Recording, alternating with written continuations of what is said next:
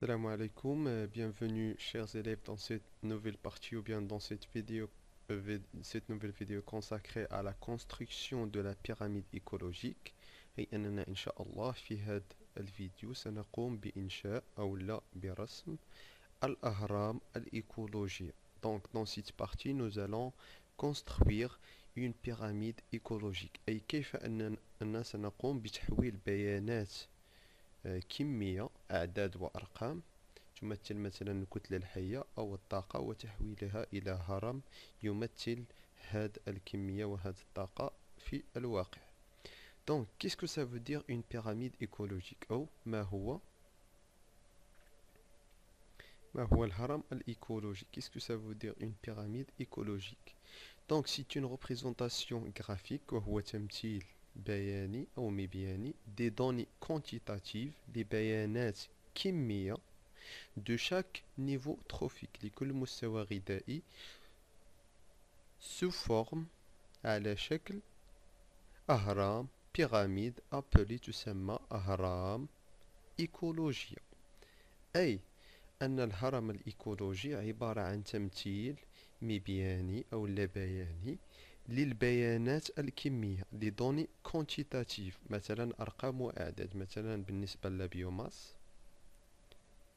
الكتلة الحية. مثلا بالنسبة للبيوماس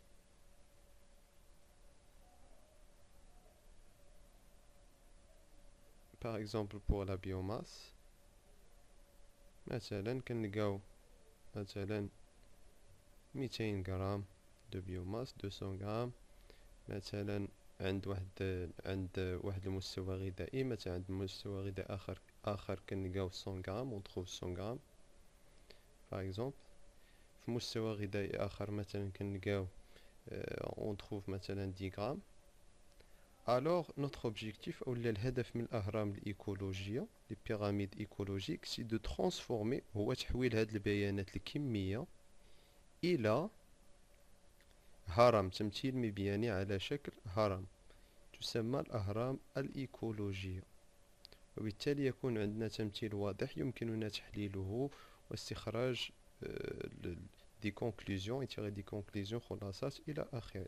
يعني كيف يمكن تحويل هذه البيانات الكمية إلى أهرام إيكولوجية. Donc la pyramide écologique c'est une représentation graphique تمثيل بياني للبيانات الكمية. ها هو التمثيل البياني للبيانات الكمية لكل مستوى غذائي.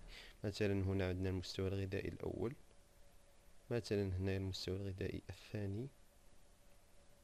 ومثلا في الأخير مثلا مستوى غذائي ثالث. وهذا يتعلق بالشبكة الغذائية. هناك سلسلة غذائية. هناك سلاسل غذائية تصل إلى ستة مستويات غذائية. دونك في هذا الفيديو إن شاء الله سنقوم بتمرين نقوم عن طريقه بتحويل هذه البيانات الكمية إلى هرم إيكولوجي. Très bien. دونك هنا لدينا تمرين أو بيانات كمية لمستويات غذائية. Très bien.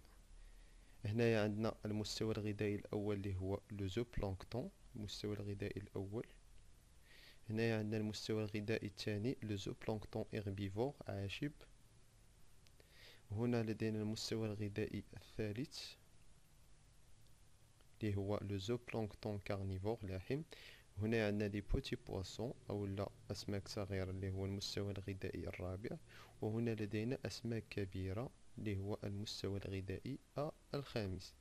يعني في هذه السلسلة الغذائية très bien le zooplancton herbivore il mange le phytoplancton ou bien il se nourrit de phytoplancton. أي أن le zooplancton herbivore يتغذى على الفيتوبلانكتون. وهذا le zooplancton herbivore كيتغذى عليه le zooplancton carnivore. وهذا le zooplancton carnivore كيتغذاو عليه les petits poissons. وهاد les petits poissons كيتغذاو عليهم الأسماك الكبيرة اللي هما les grands poissons prédateurs. Donc notre objectif أو الهدف ديالنا هو أننا نحولوا هاد البيانات الكمية on va transformer سي دوني كونتيتاتيف، هاد البيانات الكمية دو بيوماس ديال الكتلة الحية. اون فا لي ترانسفورمي، غنحولوهم لهرم ايكولوجي، غنحولوهم ان شاء الله الى هرم ايكولوجي، هو هرم الكتلة الحية، لأننا نقوم بدراسة هنا الكتلة الحية. يمكن أن ندرس الطاقة أيضا ويسمى هرم الطاقة، ولكن هنا ندرس الكتلة الحية لا بيوماس. دونك غنحولوه إلى هرم الكتلة الحية. تخي بيان. دونك لا بروميير دي شوز، أو أول حاجة، هو أننا خاصنا نقلبو على السلم. السلم كيفاش غنقلبو عليه؟ غنمشيو لأكبر قيمة عندنا هنايا، عندنا 250 24 20 جوج ونص 1000. أكبر قيمة في هاد لابيوماس هي 1000. دونك غنحاول أنني هاد 1000 غرام في الواقع نعطي ليها واحد القيمة في الرسم ديالي. مثلا عندي 1000 غرام ديال هاد لو بواسون، 1000 غرام في الواقع، هنا في الواقع،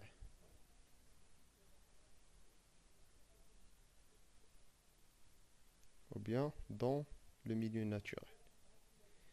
غنحاول نعطيها انا واحد القيمة في الرسم ديالي، في الرسم اولا في التمثيل المبياني، الرسم المبياني. تخي بيان. مثلا انا غنختار باللي هاد 1000 غرام اللي كاينه في الواقع انا غنعطي ليها 10 سنتيمترات، 10 سنتيمتر في الرسم ديالي. يعني مثلا باش نمثل هاد 1000 غرام غنمثلها ب10 سنتيمتر في الرسم ديالي. يعني غنحتاج مسطرة، ها هي مسطرة عطيتها لكم هنايا، غتصايب واحد الريكتونغل اولا واحد المستطيل طوله 10 سنتيمترات. تجي غدير ان ريكتونغل اولا مستطيل طوله 10 سنتيمترات. تخي بيان.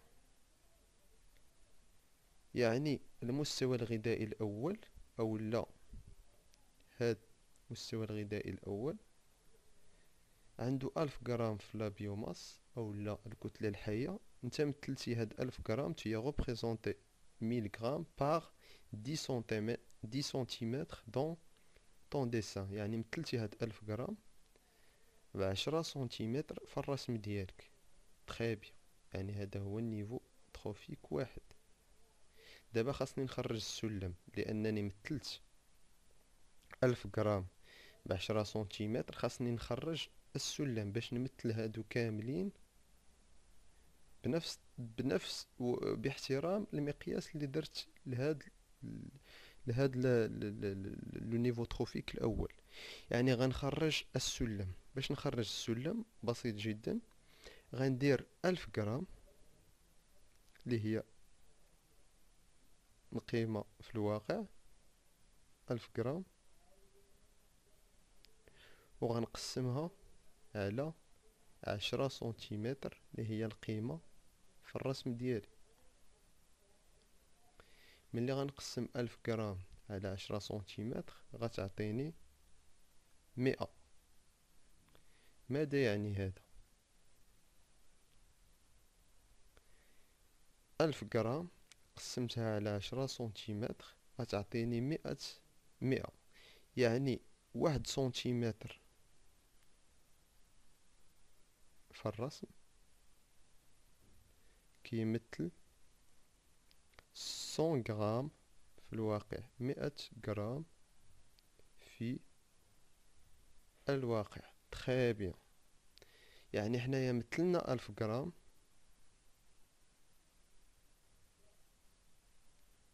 ب10 سنتيمتر. يعني السلم هو 1000 غرام مقسومة على 10 سنتيمتر كتعطينا 100. يعني كل سنتيمتر في الواقع في الرسم عفوا يمثل 100 غرام في الواقع. يعني خرجنا السلم انطلاقا من التمثيل ديالنا ديال لو بروميي نيفو تروفيك. يعني 1 سنتيمتر dans le dessin égale à 100 grammes dans la réalité. باش نتأكد واش السلم ديالنا صحيح غنحاولو نمثلو عاوتاني هاد ميلغرام في الواقع. يعني السلم خرجناه اللي هو 1 سنتيمتر إيكالا 100 غرام.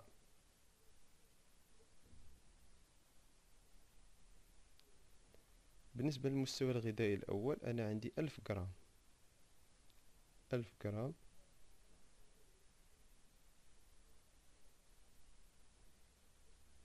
خاصني نلقى دابا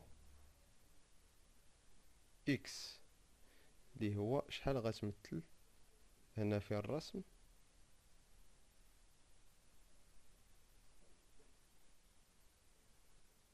وهنا في الواقع. يعني غنخدمو العلاقة الثلاثية. تخي بيان. يعني غنديرو 1000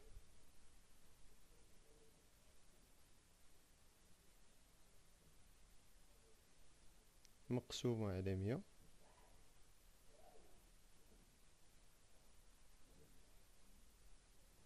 مضروب في 1. يعني إكس تساوي العلاقة الثلاثية 1000 مقسومة على 100 مضروب في 1 اللي تساوي 10 سنتيمترات. يعني داكشي اللي مثلنا في الأول عندنا صحيح.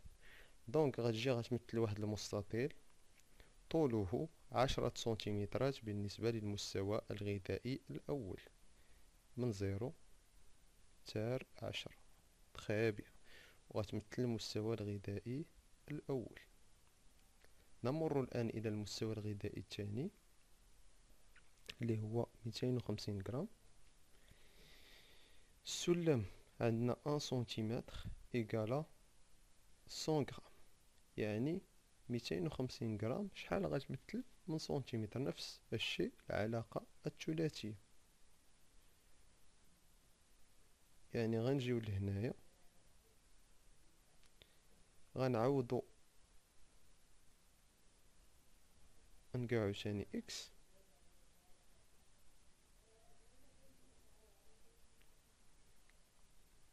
باردون اكسكوزيمون.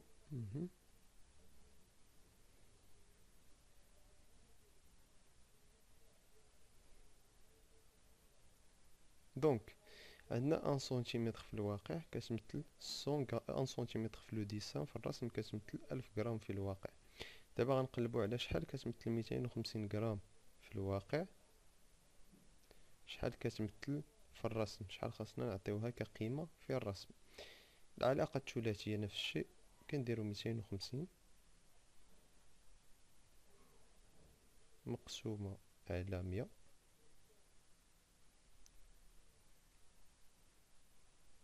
مضروب في 1 تساوي إذا درتو التطبيق العددي غتخرج ليكم 2.5. يعني 2.5 سنتيمتر. اكسكوزيمون تخرج ليكم 2.5. يعني غدير مستطيل طول ديالو 2 سنتيمتر اللي هي هادي. هو هاد المستطيل يعني 1 سنتيمتر 2.5. يعني الطول ديالو 2 سنتيمتر. ونفس العرض يعني نفس العرض اللي عندنا هنايا هو نفس العرض اللي خاص يكون هنايا لكن الطول هو اللي كيختلف. تخي بيان. وهاد المستطيل غتحاول تحطو لي طول ديالو 2.5 في الوسط في وسط هاد المستطيل باش يجي مرتب. انا ديجا رسمتو. دونك غيخرج لكم مستطيل الطول ديالو 2.5 سنتيمتر.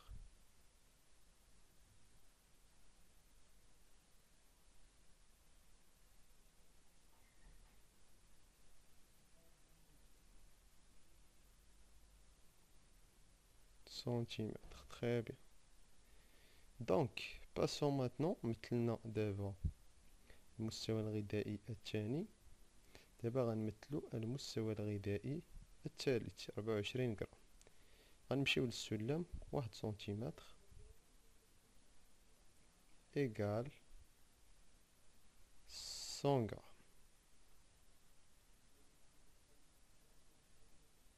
ياك حنايا عندنا 24 غرام اللي باغي نمثلو، والمجهول هو اكس اللي هو شحال القيمة اللي غنعطيو لهاد 24 غرام في الرسم ديالنا. دونك العلاقة الثلاثية اكس إيكالا 24 24 سيغ 100 مضروب في واحد، يعني بحال درناها بحال ما درناهاش، يعني ما كتأثرش. مضروب في واحد كتبقى نفس القيمة، يعني غتعطينا هنايا 24 مقسومة على 100 غتعطينا 2.24 سنتيمتر. باش نحولوها للمليمتر خاص نضربوها على 10، يعني كتساوي 2.4 مليمتر. دونك غنجيو عاوتاني غنرسمو واحد المستطيل الطول ديالو 2.5 مليمتر، يعني تقريبا هاك 2.5 مليمتر، وغنحطوه وسط هاد فوق من هاد المستطيل وسط منه. تخي بيان، يعني 2.4 مليمتر. عقلوا عليها، انا ديجا رسمت المستطيل، يعني غيخرج لكم مستطيل الطول ديالو 2.5 مليمتر.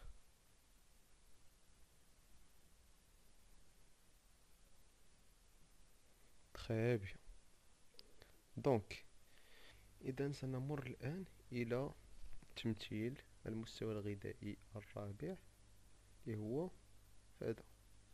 دونك عندنا السلم 1 سنتيمتر في الرسم كيمثل 100 غرام ديال الكتلة الحية في الواقع. دونك حنايا عندنا 20 غرام 20 غرام، اذا اكس اولا شحال كتمثل هاد 20 غرام في الرسم ديالنا هي اكس. دونك اكس ايكالا بالعلاقة الثلاثية كما درنا بالنسبة للأمثلة السابقة، هي 20 غرام مقسومة على 100 مضروب في واحد، التي تساوي 0.2 سنتيمتر. دونك باش نحولو من سنتيمتر لمليمتر كنضربو في 10، يعني إيكالا 0.2 مضروب في 10 هي 2 مليمتر. تخي بيان. دونك غتجي غترسم واحد المستطيل اللي الطول ديالو تقريبا 2 مليمتر، وغتحاول تمثلو هنايا ويجي في الوسط. دونك تخي بيان، انا راه مثلتو ديجا غنعطيكم كيفاش. دونك غتمثل بان ريكتونغل ولا مستطيل اللي السمك ديالو هو 2 مليمتر. تخي بيان. ديما باش تحولو من سنتيمتر للمليمتر كتضربو في 10، لأن 1 سنتيمتر فيه 10 مليمتر، يعني باش تحول من سنتيمتر لمليمتر خاصك تضرب فوا 10. تخي بيان. نمر الآن إلى المستوى الغذائي الأخير اللي القيمة ديالو 2.5 غرام. نرجعو دائما للسلم 1 سنتيمتر إيكال 100 غرام،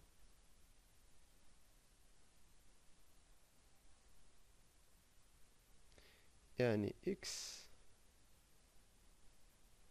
هي 2.5 غرام. العلاقة الثلاثية x إيكالا 2,5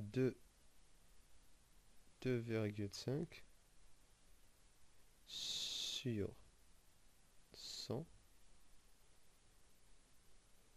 إيكالا فوا واحد مكنعتبروهاش إيكالا يعني 0.0225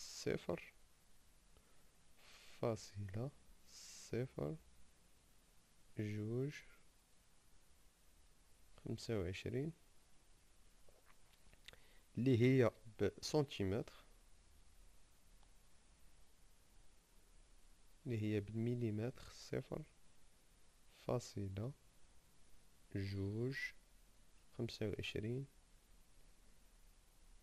مليمتر، يعني 0.2 مليمتر. يعني غيجيك واحد الخط صغير بزاف، لانك ما يمكنش تمثل 0.25 مليمتر، هذا هو 1 مليمتر، ولكن 0.25 غدير واحد الخط رقيق في الوسط ديال، لان القيمة صغيرة جدا. دونك هذا فيما يخص التمثيل ديال المستوى الغذائي الاخير للقيمة ديالو 2.5 غرام. دونك كنمثلوها بخط رقيق جدا، وفي الاخير نقوم بوضع المستويات الغذائية 1 2 3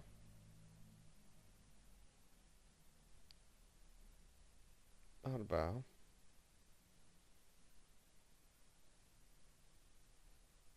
و5.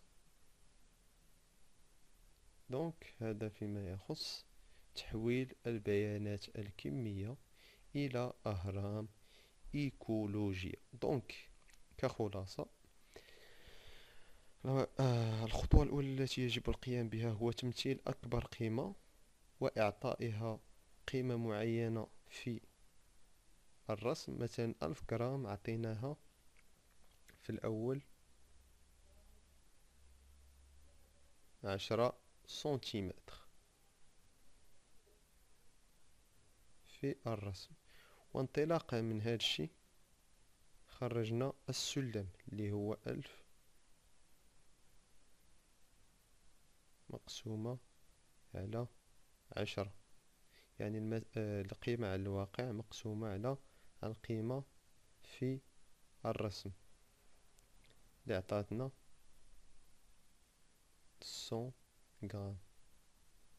يعني 1 سنتيمتر كيمثل في الرسم كيمثل 100 غرام في الواقع. وانطلاقا من هذا السلم قمنا بتحديد جميع المستويات الغذائية، طول المستطيل بالنسبة لكل مستوى غذائي للمستويات الغذائية المتبقية. Donc, j'espère que vous avez compris. Si vous avez des questions, n'hésitez pas à les poser dans les commentaires. Et merci pour votre attention.